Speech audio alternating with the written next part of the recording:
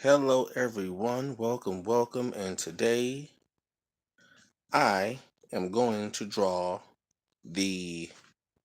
Well, I'll just show you. I'm going to draw the M87 galaxy black hole that was discovered and later photographed. Now, this I'm going to do from start to finish. And the reason why is because somebody saw one of my time lapse drawings and thought, it'd be really. They like the drawing, but they which they saw from the very beginning. So this is going to be my little answer to that. Now, is the black hole from M87. M87 is the galaxy. Now, this may seem like a pretty simple,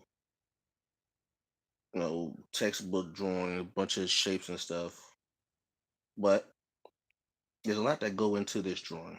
Because I'm not only not going to color, I'm actually going to. I'm not going to. I'm just going to actually color it too. So it's a lot more that goes into this than just putting some weird shapes in. Anyway, this man now I've done a video talking about the black hole, but something about it just artistically caught my attention, and I thought to myself, why not draw it? Now, it's gonna look small, but that's fine. You trust me, you're gonna be able to see it.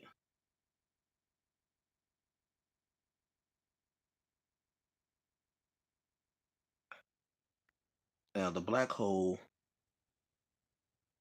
this thing is massive. I mean massive.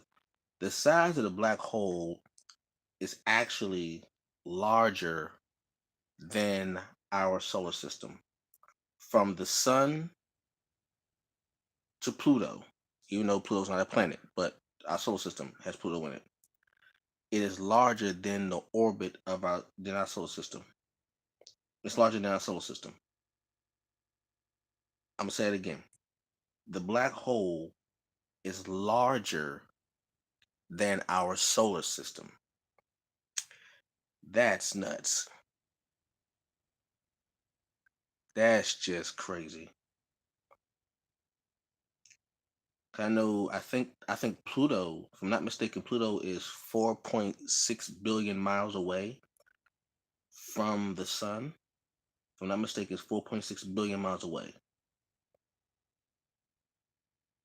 That's crazy. And it's the M87 is 55 million light years away. Like I said before, like you probably know, a light year is the distant light travels in 1 year. Light year, very simple. And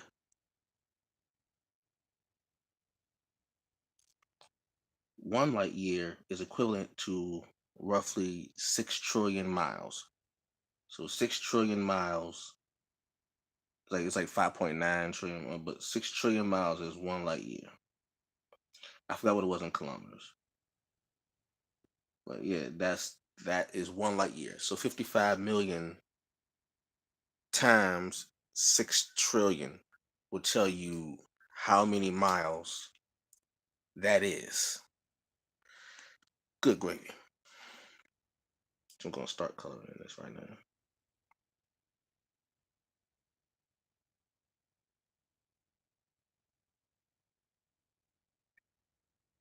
And I'm going to use a mixture of marker and pen. I'm actually going to use these pens right here. These three pens I'm going to use, and you'll see how they all come together.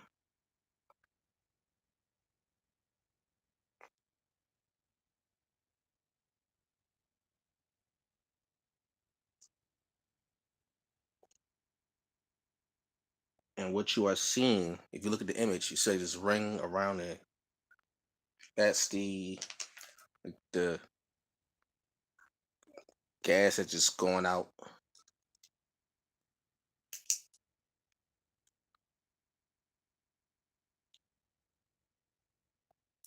We're gonna do directions.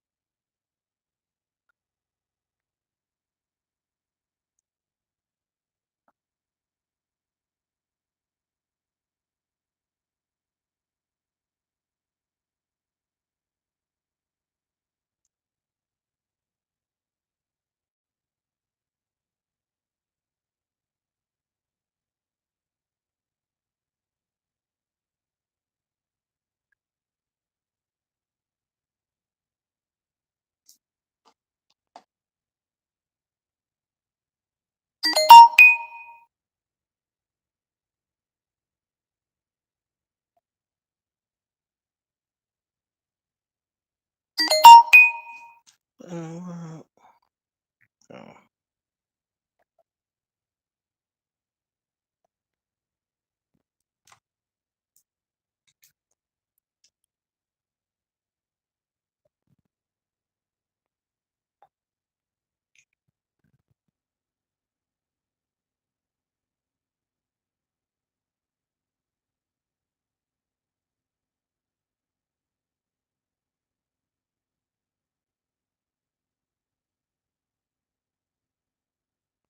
I'm gonna use a Sharpie with this.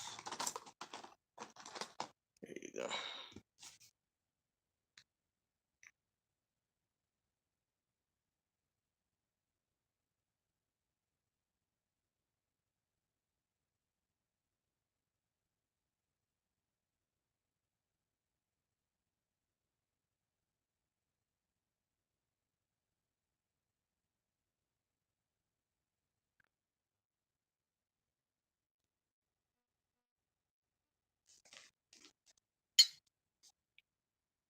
And I'm drawing this in my Moleskine sketchbook. If I didn't mention that already, it's good old Moleskine.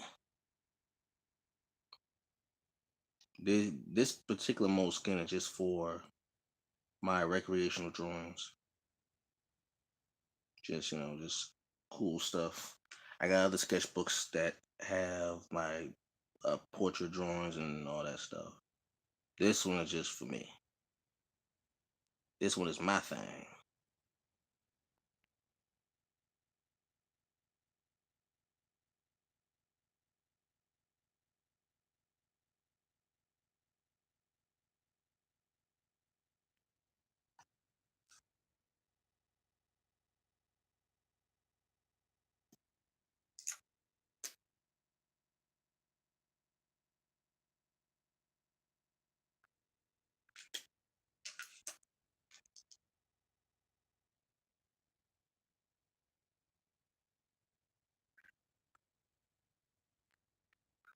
Oh, that's the other one. I'm gonna need some brown too.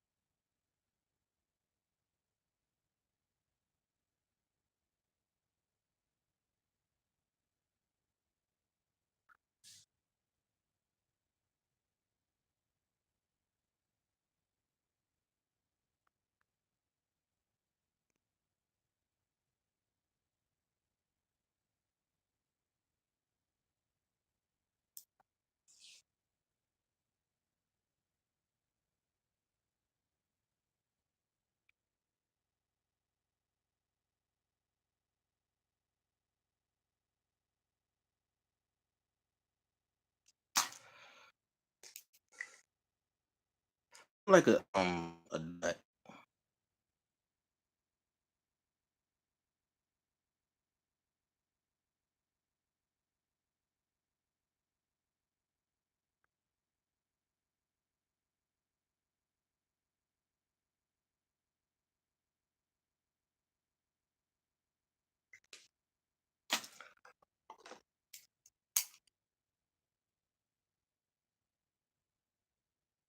Mm.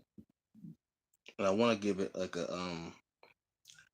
a blur effect because even though it's an image of the black hole, it is very very far, and we don't have the highest resolution to capture the image in crisp detail right now. Now that may change in the future. Technology changes constantly, so there's no telling what exactly you know telescopes and cameras are gonna be like in the future. So the next time we find a black hole, whenever that is, it may be in a high resolution, and then we may have the first high definition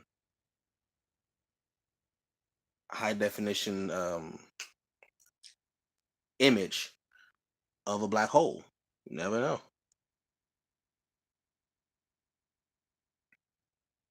Now, when that happens, when we get like the first high definition image of a black hole, that's really going to change the game because it's going to change the game not just in science but in technology here on Earth. Just like the next TVs or whatever viewing devices we have will have the highest resolution, because if you could see things as far as from like a black hole with the detail, there's no telling what's going to come out of that when you have inventions here on Earth. That's usually how it happens. Usually, the inventions that you have on Earth, usually the inventions that you have in space trickle down somehow, some way to the latest technology here on Earth that we didn't even know that we needed, and then before you know it, it changed our life forever.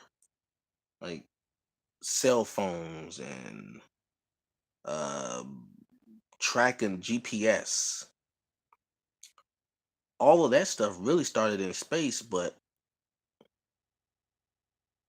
as time went on, people saw the practical applications of these devices and decided to take them and we call it reverse engineer them into something else. And then we have GPS, we got cell phones, we got computers, all that stuff. All that stuff came from advances in technology from space. That's really how it goes.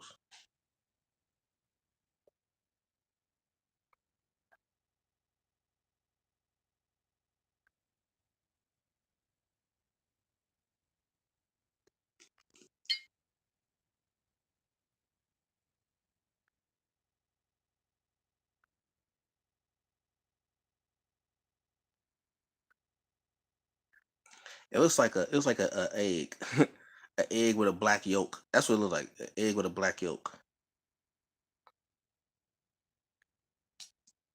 But I promise you, it is no yolk.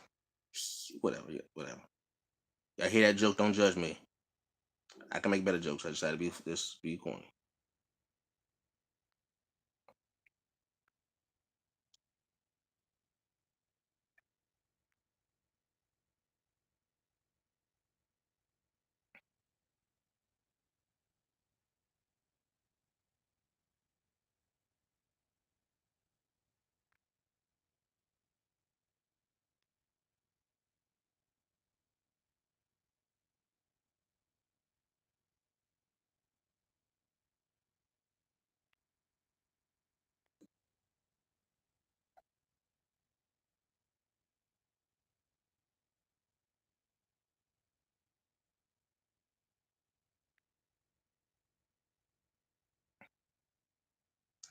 And most likely it won't be in our lifetime, but one day we will find a way to go in to the center of a black hole, aka the event horizon, which is actually the name of the telescope that found it, that took the image.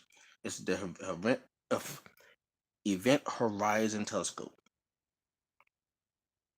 and it was a bunch of telescopes around the world that collaborated and took the data and all the details and all the stuff that most people wouldn't even think about or care about to bring this image.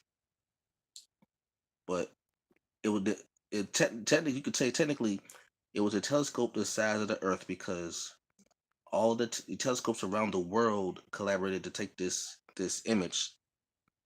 So you could basically say a telescope the size of Earth, which is was required to take this image.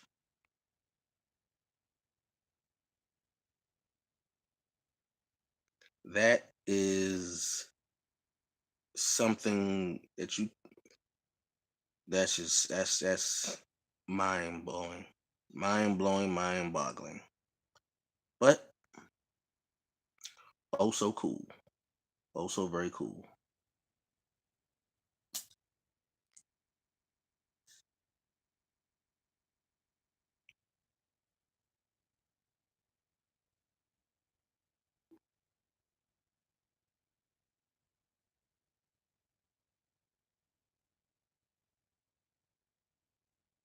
And the reason why it looks the way it does is because the black hole is actually rotating, it's spinning. So if you were to find the image, and if you were to find a black hole and take another image of it, the image that you have now that's famous, it wouldn't look that same way because it's spinning, and it is spinning unimaginably fast.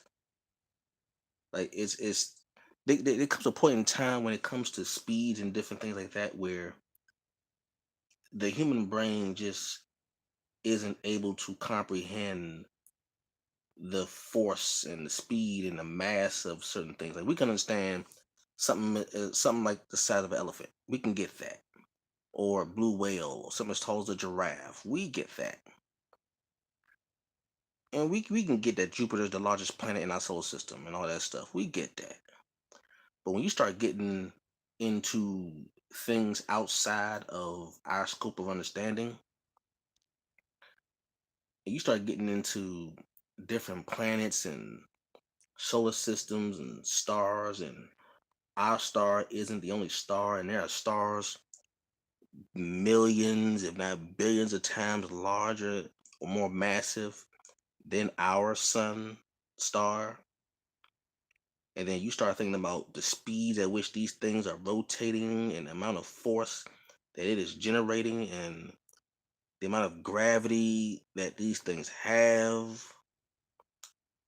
It comes a time where your brain just breaks. Like you can't even wrap your mind around. Like when I say the black hole, this part right here, that part. When I say it is larger than our solar system, that means from the sun on out to Pluto. You could fit we could fit our entire solar system into the black hole with space left over. That's how massive it is.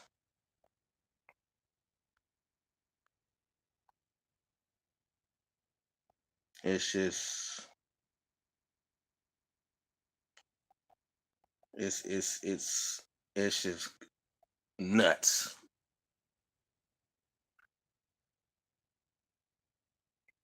It's just crazy how there are things in the universe that dwarfs us, that we can't even comprehend. The other galaxies like this, the M87 galaxy, that's another galaxy, and it has a black hole. Now, what I want to see, I don't know if we'll be able to see it, is maybe one day we'll be able to see the black hole in the center of our Milky Way galaxy, because there is a black hole in our center of the Milky Way galaxy. There is one day, and that is what, it's 100,000 light years across. In the center is 50,000 uh, light years. If our Milky Way is 100,000 light years across, that means halfway is 50,000 light years. So 50,000 light years in the middle should be our Milky Way galaxy.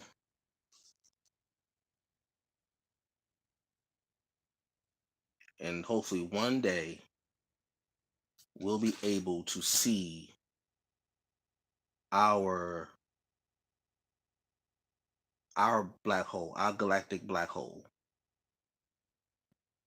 But because the position and all that stuff may not be the case.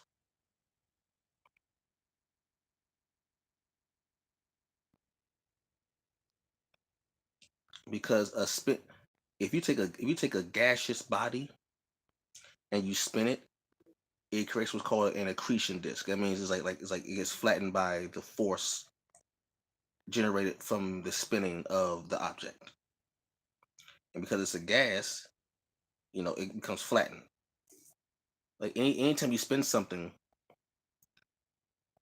the sides go out farther than the top. The top and bottom get squished, and the sides go out.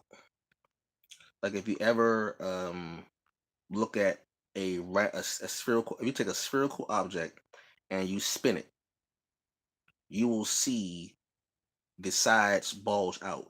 I said, if anybody ever played kickball, and those little rubber balls that you play kickball with, if you were to spin that ball real fast, you will see the sides bulge out and the top and bottom um, get squished. That is the same thing that happens to any rotating object. But when it comes like to a gaseous body, it flattens out more because there's nothing holding the gas in, so it just flattens out like a pancake or a crepe or something like that. It's called an accretion disk.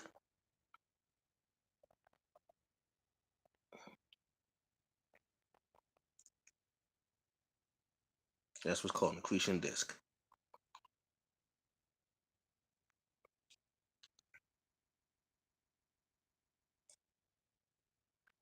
That's what happens with any rotating body and interacting with gravity.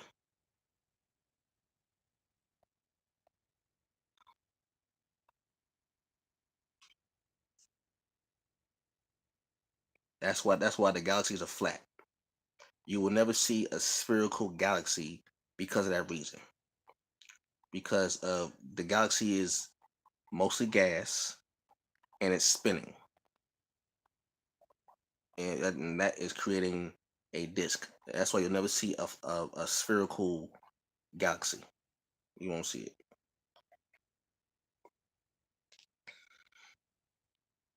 Now if a galaxy were a ball that had like a perimeter, it had a set limit, then you could spin it and it will still bulge out in the sides, but you will still be able to see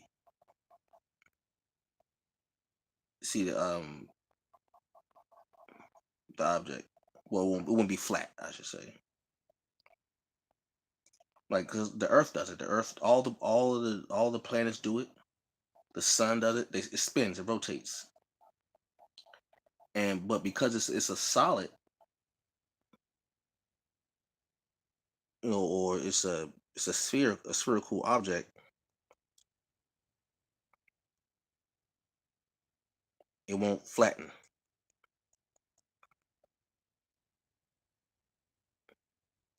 Another reason why the Earth isn't flat. That's another reason why Earth isn't flattened.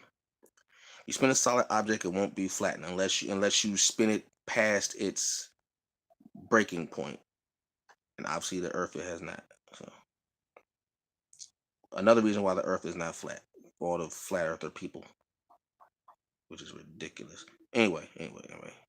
M87 galaxy. So the black hole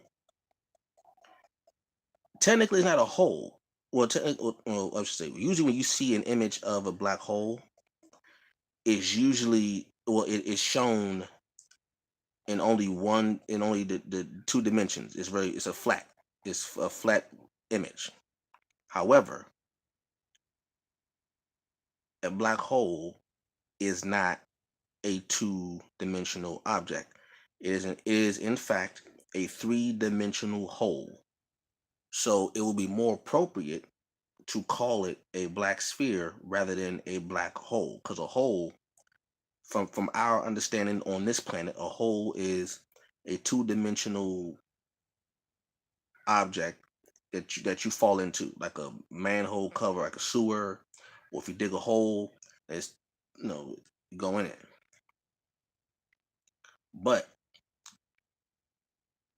a black hole in space is in fact three dimensions, meaning you can fall into the hole, the quote unquote hole, from any side. See, a hole on Earth, you only fall into it one side. You go from the above it to the bottom. But a black hole in space, you can fall into the black hole from any side. That doesn't happen in our understanding on Earth. That's in space.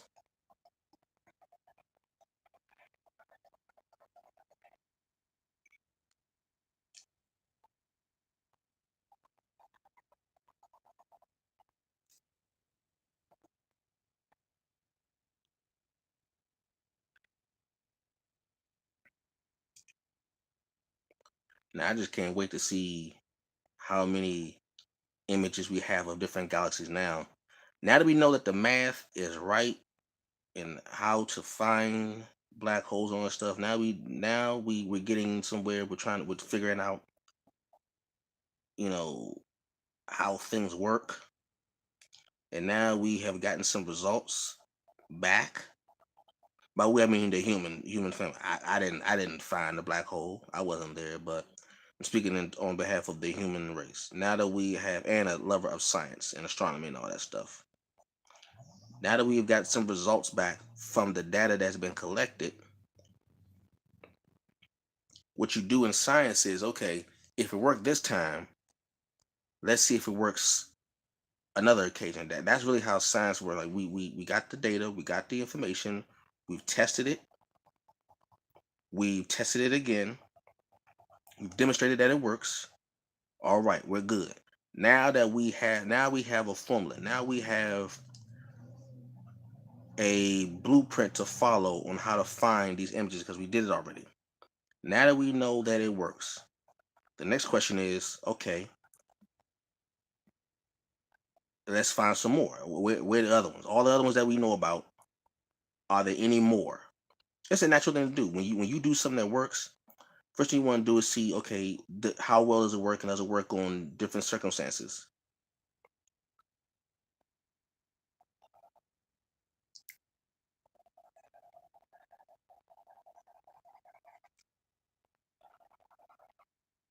If it works here, does it work here? If it works under these conditions, does it work in this condition? So now you're gonna test. Now you're gonna discard what doesn't work, and you're gonna keep on probing and testing what does work to see its limits. That's what you're gonna do. Now you're gonna test to see what you did was correct. Now you're gonna test to see its limits. Like, how far does this work? Now that we know what's going on, how far does it go? How far can we take it until it breaks? Now once it breaks, you say, okay, it has a limit. We can't go past this limit unless we change some things, or unless some circumstances are different.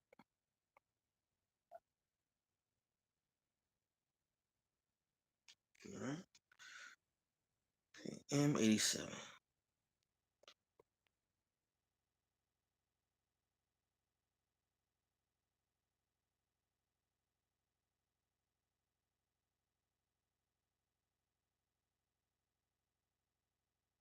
M87 Galaxy. Oh, shoot. There we go. And what's today? 14.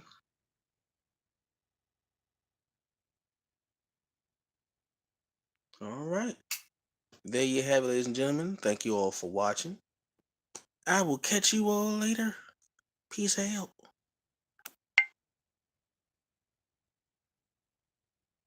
Thank you very much.